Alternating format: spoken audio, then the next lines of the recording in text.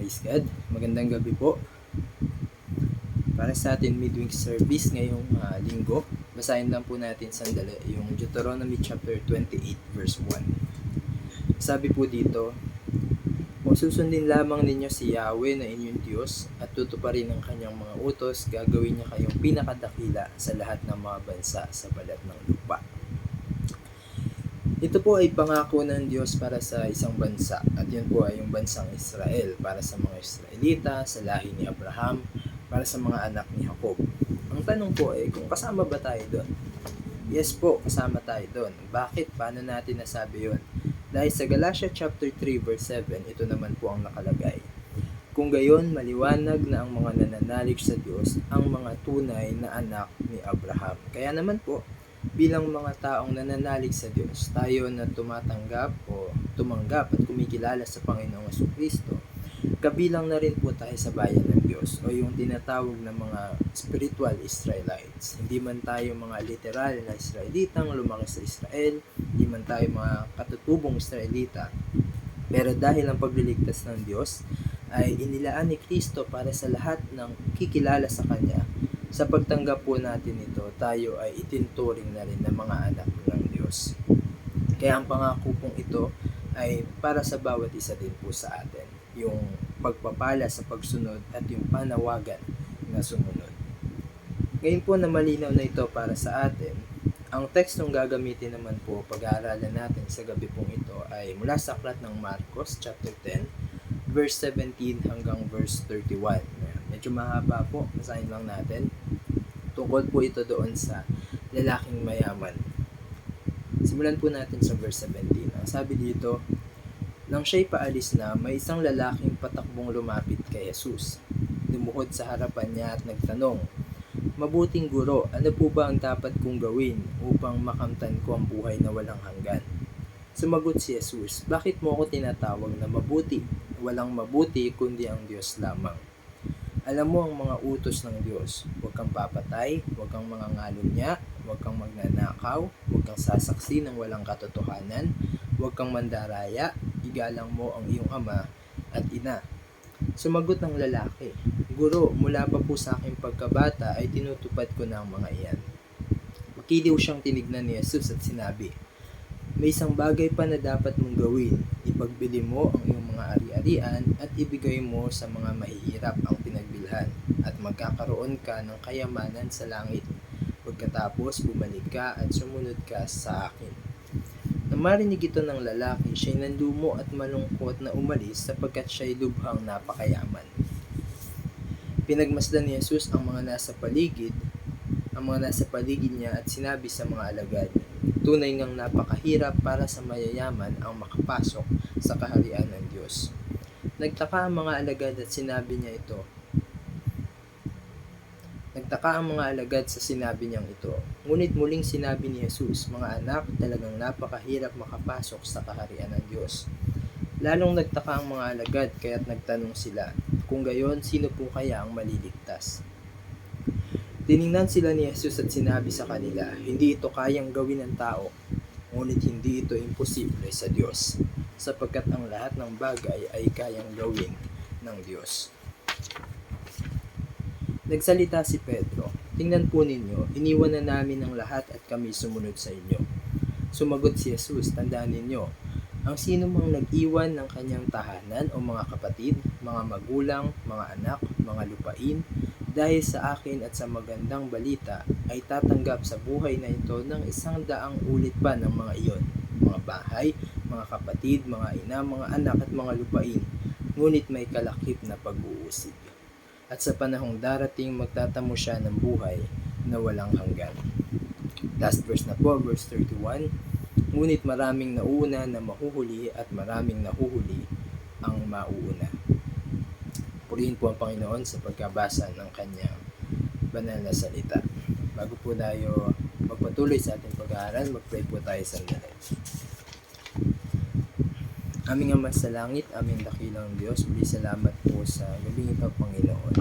At hinihingi po namin at hinihiling ang inyong pangunat gabay sa aming pag-aaral. Kayo po ang magbukas ng aming pangunawa, na ay hindi lang namin maintindihan, kundi maisa puso't maisa buhay po namin, Panginoon, ang inyong mga salita at mga turong ito na aming pag-aaralan. At nawa po ang mga bagay pong ito ay magdulot ng kalakasan sa aming buhay espiritual. Tago niyo po ako sa inyong banal na likuran. Kayo lang po ang mataas at mahayag sa kabuuan po ng gawain ito. Ikaw lang, Lord God, ang maparangalan at makita at marinig ng bawat isa. Maraming salamat po aming Ama. Ipinagkakatiwala po namin ito sa inyo sa pangalan po ng aming Panginoong Hesus. Amen. Amen.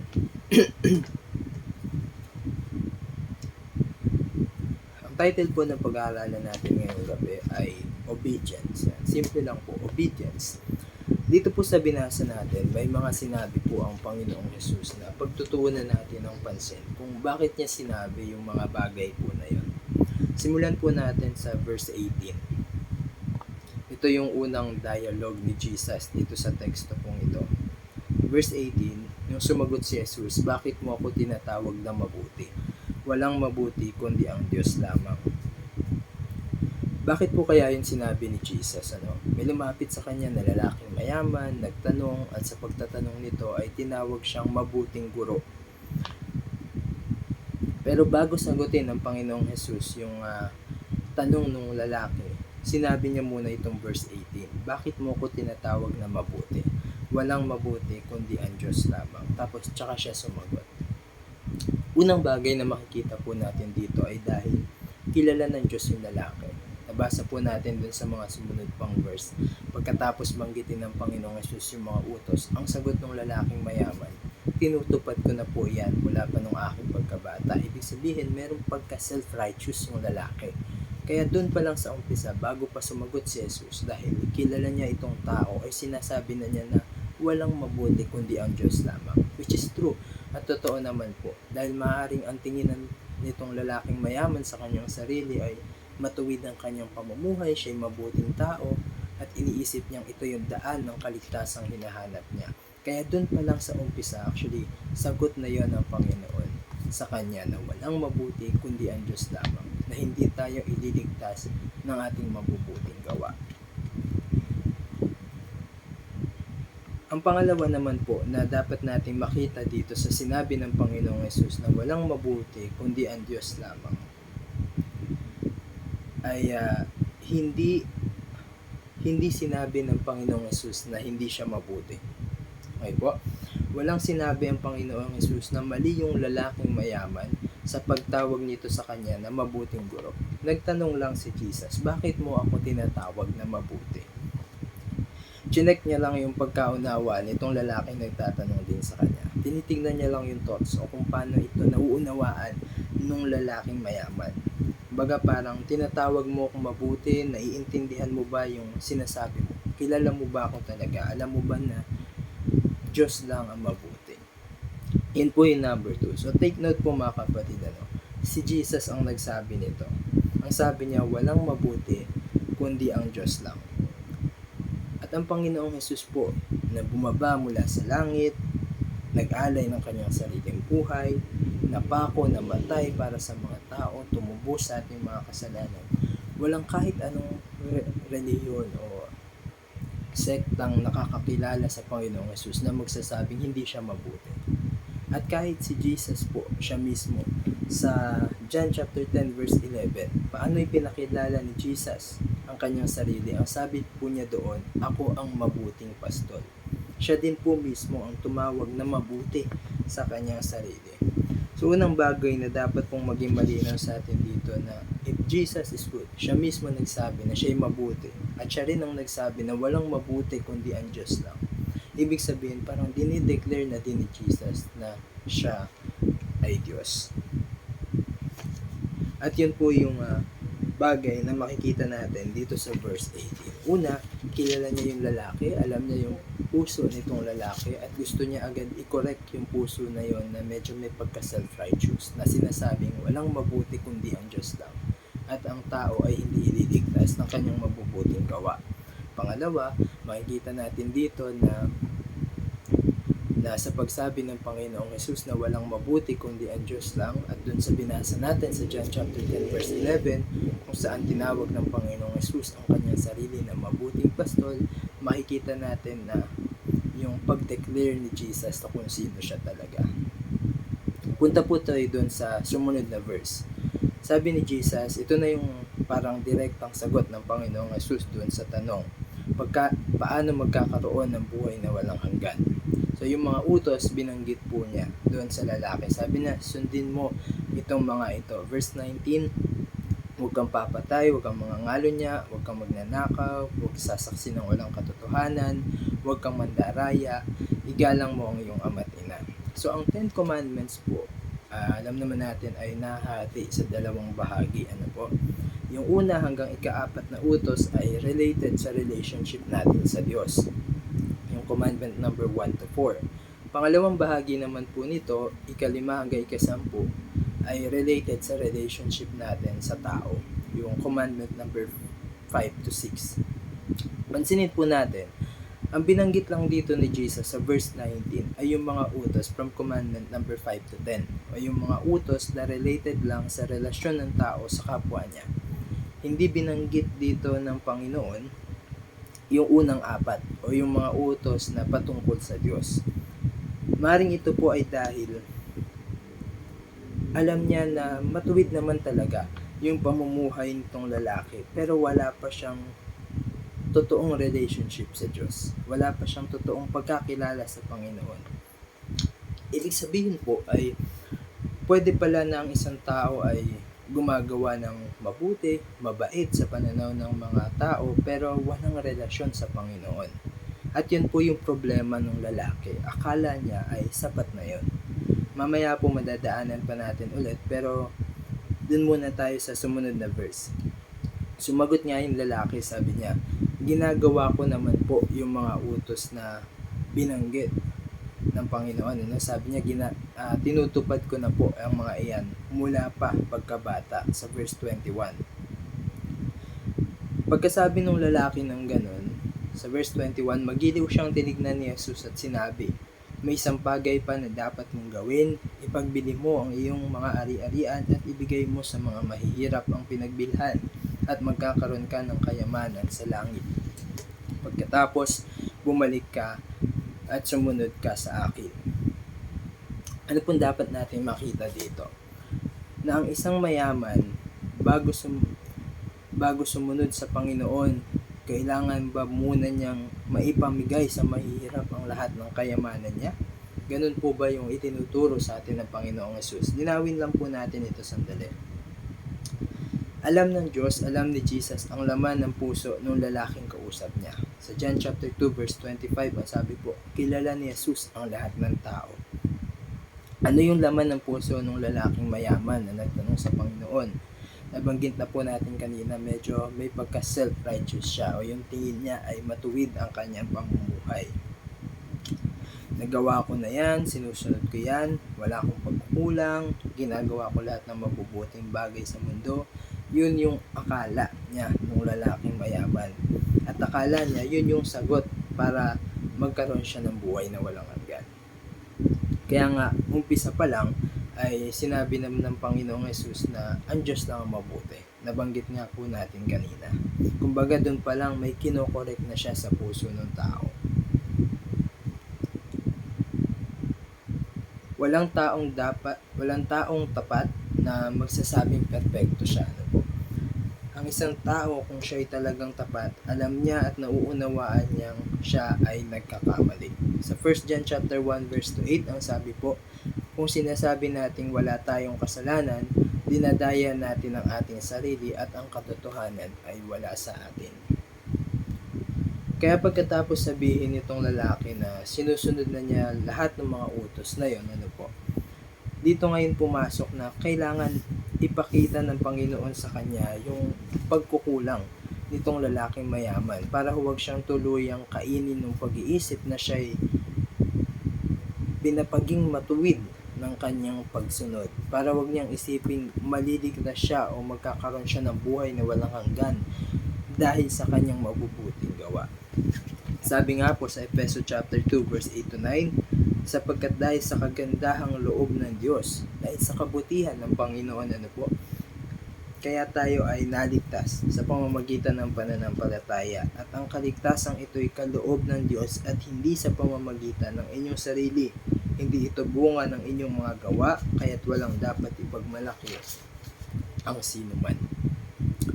Ito yung gustong ipakita sa kanya ng Panginoon, na kung yan yung standard na gagamitin mo, yung pagiging matuwid o yung pamumuhay mo na iniisip mong sapat para maligtas, kung yan yung gagamitin natin yung standard, hindi natin maaabot ang Diyos. Dahil walang taong perpekto na makagagawa nun o makaaabot sa standard ng Panginoon. Ang tanging nakagawa lang ay ang Panginoong Jesus. Kaya nga sabi niya, siya lang ang daan para makalapit tayo sa Ama. Sinabi niya yun dun sa lalaki, yung verse 21, na ipamigay lahat ng kanyang kayamanan, hindi dahil gusto niyang maghirap ang tao, kung hindi para ipakita dito sa lalaking mayaman na higit sa mga kayamanan na yan, higit sa mga mabubuti mong gawa, si Jesus ang kailangan mo para magkaroon ka ng tinatanong mong buhay na walang hanggan. Higit sa mga kayamanang meron siya, kahit ipamigay niya lahat yan sa mahirap, sa dulo, at the end of the day, pagkatapos niyang gawin lahat yun, ang magmamatter pa rin kung susunod siya sa Panginoon.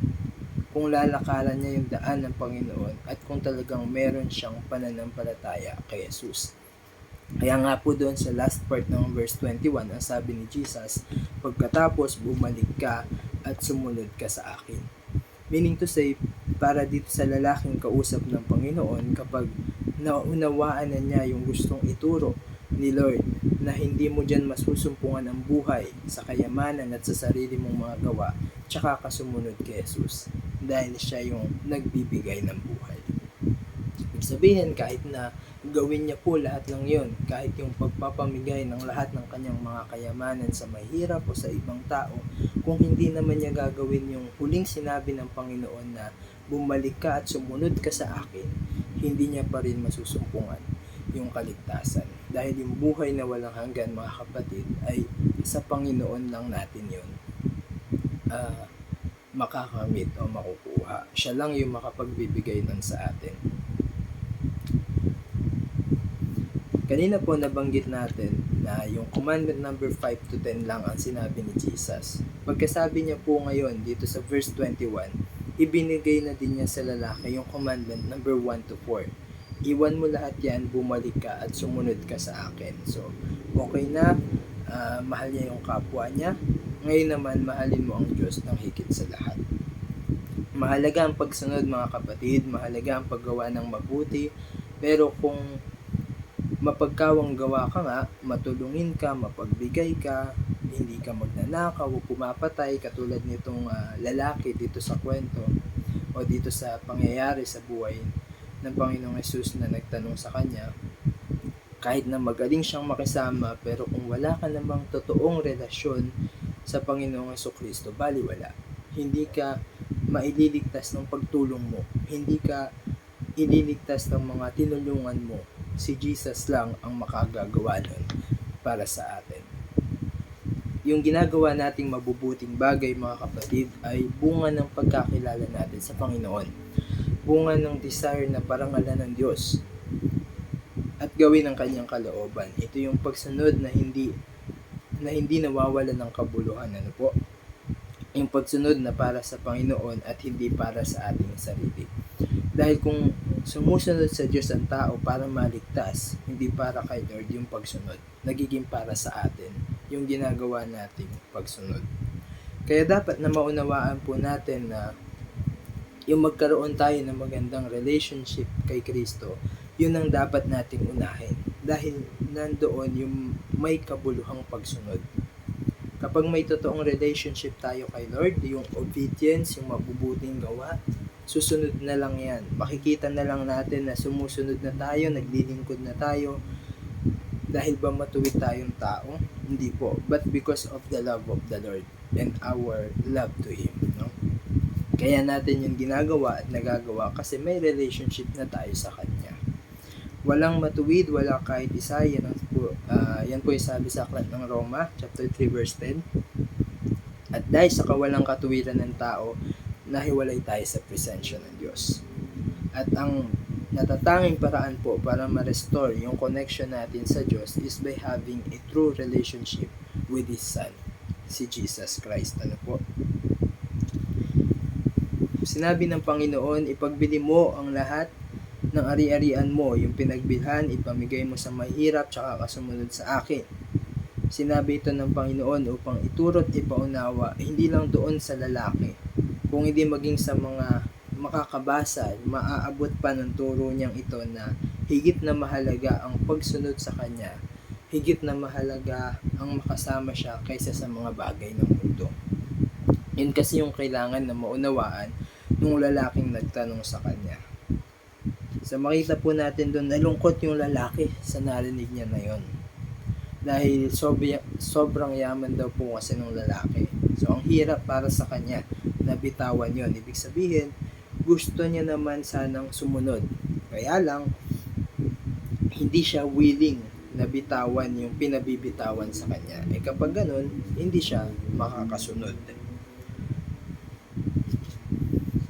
Minsan ganyan din po tayo, hindi lang sa kayamanan, minsan may pinabibitawan po sa atin ang Panginoon, ang Diyos, para makasunod tayo sa Kanya. Kaya lang ayaw natin bumitaw sa mga bagay po na yun, kaya hindi tayo makasunod ng 100%, hindi tayo totally makalakad doon sa ipinagagawa ng Panginoon.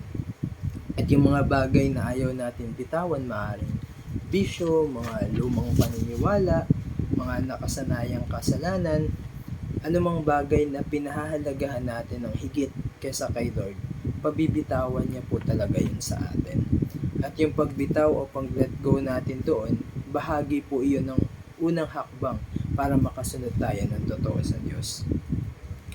Pwede rin namang galit o sama ng loob sa ibang tao, mga hinanakit, na dala-dala natin sa ating kalooban, kailangan po nating bitawan yung mga bagay po na yun para makasunod tayo sa Panginoon ng buong puso.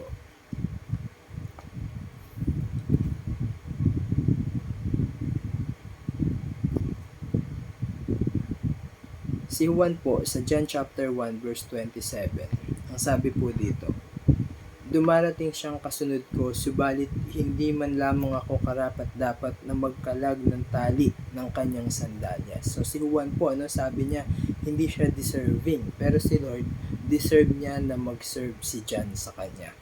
Ganun din po tayo, para makasunod tayo sa Panginoon, tignan natin lagi, hindi ang ating sarili, tignan lang natin lagi na karapat-dapat na sundin ang Panginoon. Dahil kapag ang tinignan po natin ay ang ating sarili, kapag ang tinignan natin ay ang ating kapwa, maraming hindi magandang bagay po ang makikita natin na pwedeng maging hadlang sa pagsunod po natin sa Panginoon. Ang dapat po natin gawin ay mag-focus sa Panginoong Jesus. Sa Kanya tayo tumingin sa ginagawa nating pagsunod na laging para sa Kanya at dahil sa Kanya yung ginagawa po nating paglilingkod. Balik po tayo dun sa lalaking mayaman. Dahil sa sobrang dami niyang kayamanan, sobrang halaga na nun para sa kanya, na nalungkot siyang yun ang kapalit ng pagsunod niya sa Panginoon. Sa verse 25 po, mas madali pang dumaan ang kamelyo sa butas ng karayom kaysa isang mayaman na mapabilang sa kaharian ng Diyos. Bigat naman ito, po? Itong binitawan ng Panginoon. Kaya kahit yung mga alagad, sabi po doon, nagtaka sila sa sinabi pong ito ng Panginoon.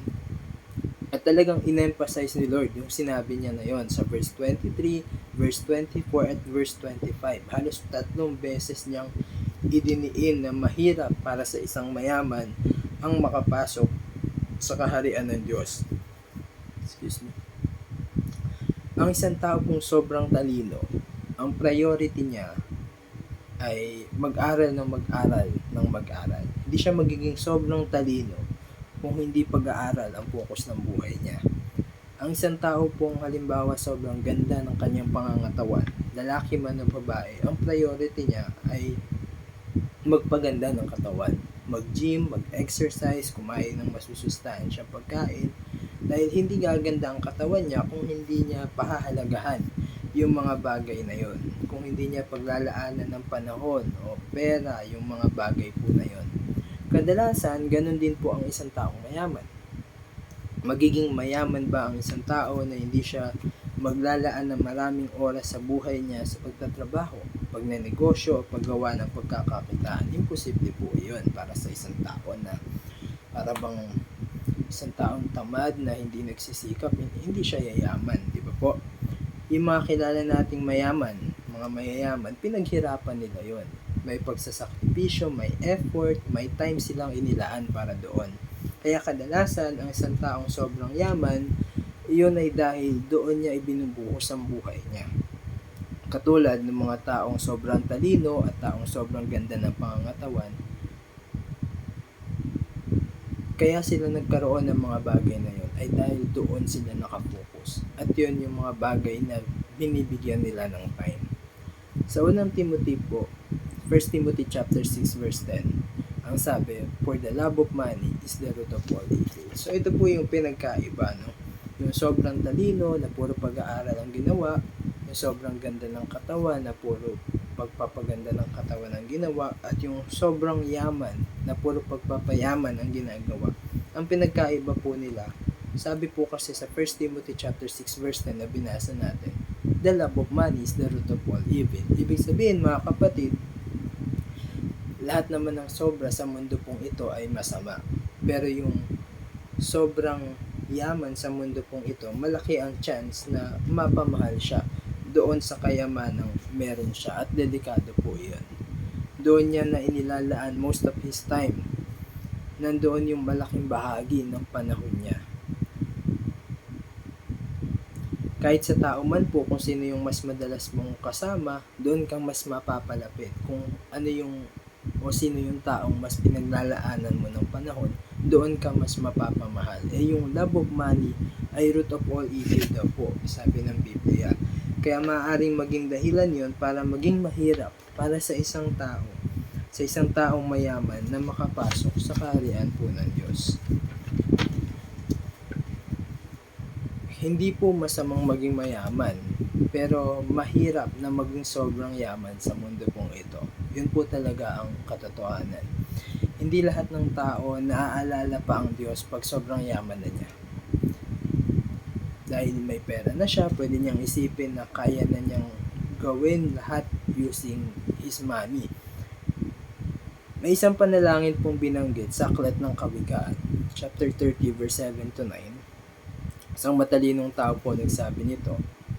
Hindi lang matalino, may pagkakilala sa Diyos. Ang sabi po, Kawikaan chapter 30 verse 7 to 9, Panginoon, may dalawang bagay akong hihilingin sa inyo. Kung maaari, ibigay niyo sa akin. Kung maaari, bigay niyo sa akin bago ako mamatay. Una, tulungan niyo ako na huwag magsinungaling. Pangalawa, huwag niyo akong payamanin o pahirapin. Sa halip, bigyan niyo lamang ako ng sapat para sa aking mga pangangailangan. Dahil kung yumaman ako, baka sabihin kong hindi ko na kayo kailangan. At kung ako naman ay maghirap, baka matuto ako magnakaw at mailagay ko kayo sa kahihiyan. Ang priority ng tao pong ito, huwag masira yung relasyon niya sa Diyos. Kung ang kayamanan ay maaaring maging dahilan ng pagkasira nun, huwag na lang siya yumaman. At yun yung inihiling niya. Yun po ay isang bagay na gustong ituro din ng Panginoon doon sa lalaking mayaman na nagtanong sa kanya. At hindi lang sa kanya, pati sa mga alagad niya at sa mga tao. Kaya nga inulit-ulit niya yun, na mahirap makapasok sa kaharian ng Diyos ang taong mayaman. At ulitin ko lang din po, hindi ibig sabihin nun na masamang maging mayaman. Sa mundo pong ito, baka lang hindi natin napapansin, mas mahal na pala natin yun kesa kay Lord. At yun po yung delikado. Ang point lang po mga kapatid, mag-ingat po tayo at maging matalino kung paano natin itinuturing o pinahahalagahan ang ating pong mga kayamanan. Lucas chapter 16 verse 13, walang aliping maaring maglingkod ng sabay sa dalawang Panginoon, sapagkat kamumuhian niya ang isa at iibigin ang ikalawa. Maglilingkuran ng tapat ng isa at hahamakin ang ikalawa, hindi kayo maaring maglingkod ng sabay sa Diyos at sa kayamanan. Hindi naman porket mayaman ang isang tao, hindi na siya mapupunta sa langit. Hindi naman po ganun. Mahirap para sa isang mayaman, sabi ng Panginoon, marahil dahil nga doon sa baka kasi yun na yung maging priority niya higit kay Lord at magkasala siya dahil dito o malayo siya sa Panginoon. Kung malalayo siya sa Panginoon, hindi siya makapasok sa langit. Pero sa sumunod na verse po, sa verse 27, ang sabi ni Lord, yung pagpasok ng tao sa langit, hindi ito kayang gawin ng tao. Ngunit hindi ito imposible sa Diyos sapagkat ang lahat ng bagay ay kayang gawin ng Diyos. Ibig sabihin, sa dulo po, ang kaligtasan ng tao ay lahat yan pantay-pantay na nakasalalay sa mga kamay lang ng Panginoon at hindi sa ating sarili. So, nagtanong nga po yung mga alagad, parang imposible na kasi dahil ang sabi ni Lord, mas madali pa daw dumaan ang kamelyo sa butas ng karayom, hindi naman kasya yung kamelyo sa butas ng karayom. Nagtanong ang mga alagad, kung ganun, sino po ang maliligtas? Ang sagot ni Lord, ito nga pong verse 27, gagawan niya ng paraan ng Diyos. Hindi tayo pababayaan ng Panginoon, basta makita niyang tunay at totoo yung pagtanggap, pagkilala at yung desire ng puso natin na mapalapit sa Kanya. Pwede niyang paliitin yung kamelyo para magkasya sa butas ng karayom. Pwede rin naman niyang palakihin yung butas ng karayom para magkasya yung kamelyo. Parehong imposible para sa tao, pero ang sabi ng Panginoon, walang imposible para sa Diyos. Paghalin tulad lang po yun. Pero ang point, mga kapatid, God can make a way and God will make a way dahil mahal tayo ni Lord. Ito po ay pagtuturo pa rin ng Panginoon related doon sa tanong ng lalaking mayaman, sino ang maliligtas? Paano magkakaroon ng buhay na walang hanggan? Yun kasi yung tanong sa kanya, itong lalaking mayaman. So gusto niyang ituro dito, ipaunawa sa mga tao na walang kakayanan ng sino man na iligtas ang kanyang sarili. Imposible para sa atin na gawin yon.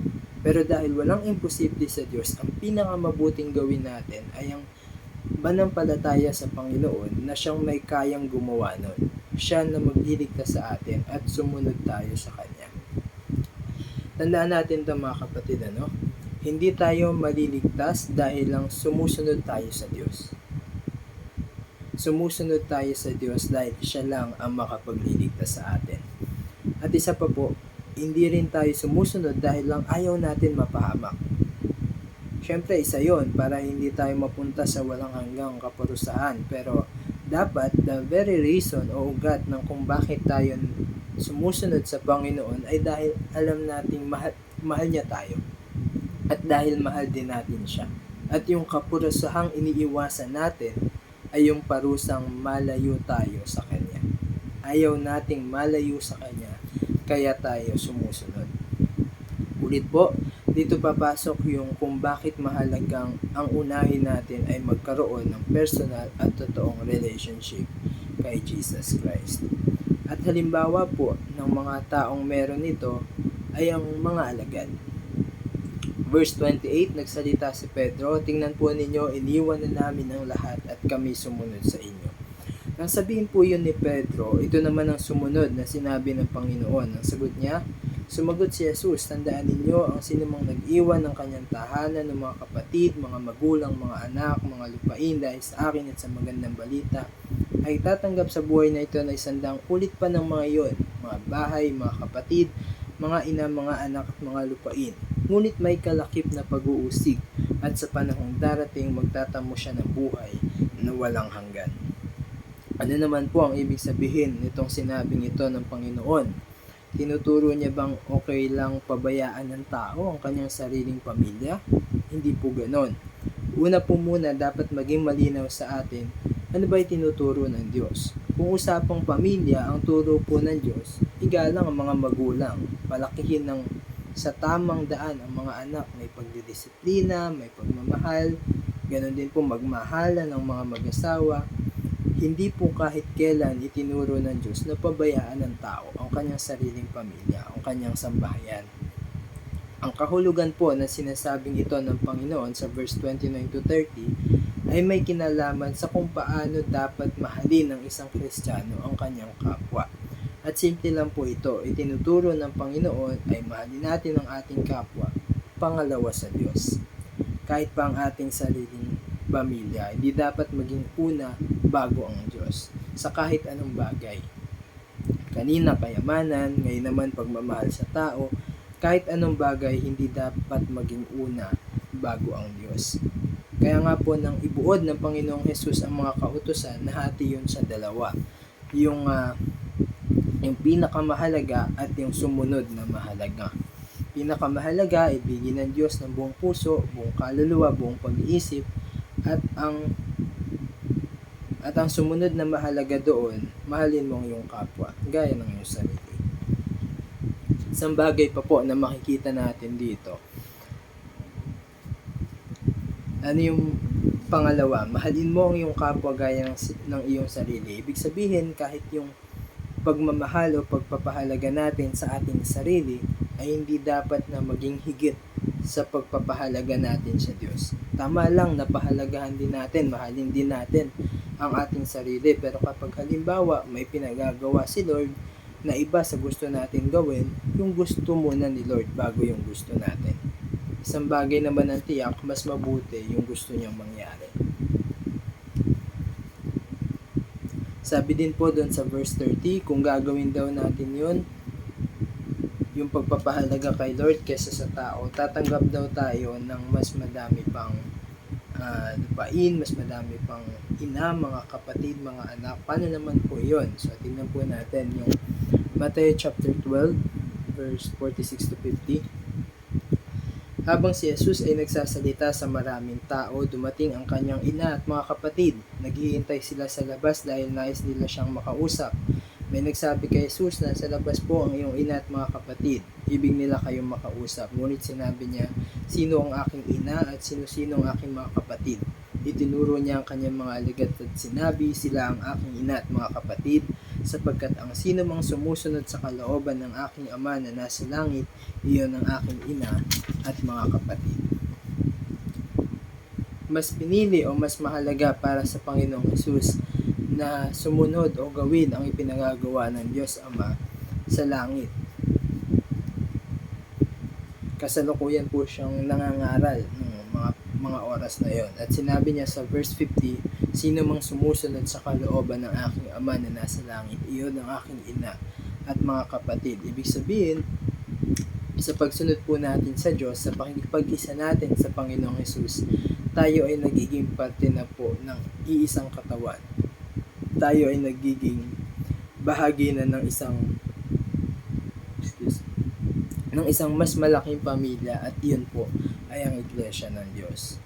Kaya lalo o mas dumadami po yung mga ina, yung mga anak at mga kapatid natin. Kaya nga po bilang isang pamilya, inaasahan din ng Diyos na tayo ay magtutulungan, mag-iibigan, magre-respetuhan at mag-uunawaan dahil isang pamilya tayo sa Panginoon.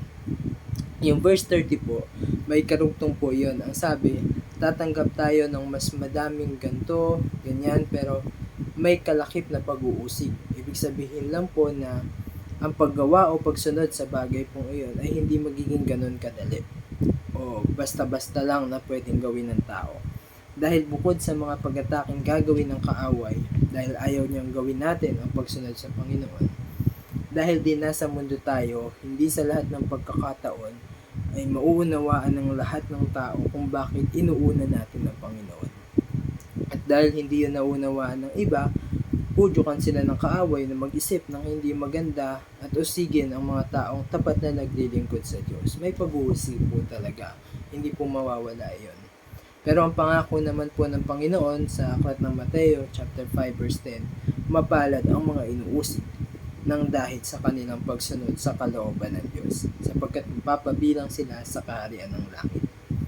Kaya nga po dito sa text ng pinag-aaralan natin, yun din yung idinugtong ng Panginoong Hesus. Yun talaga yung tinuturo ni Lord Pag sumunod tayo, may mga magiging pag-uusig. Pero dahil para sa Panginoon yung pagsunod na yon, ang sabi niya, sa panahong darating magtatamo naman siya ng buhay na walang hanggan. last verse na po, huling sinabi o huling dialogue ni Jesus dito sa tekstong pinag-aaralan po natin.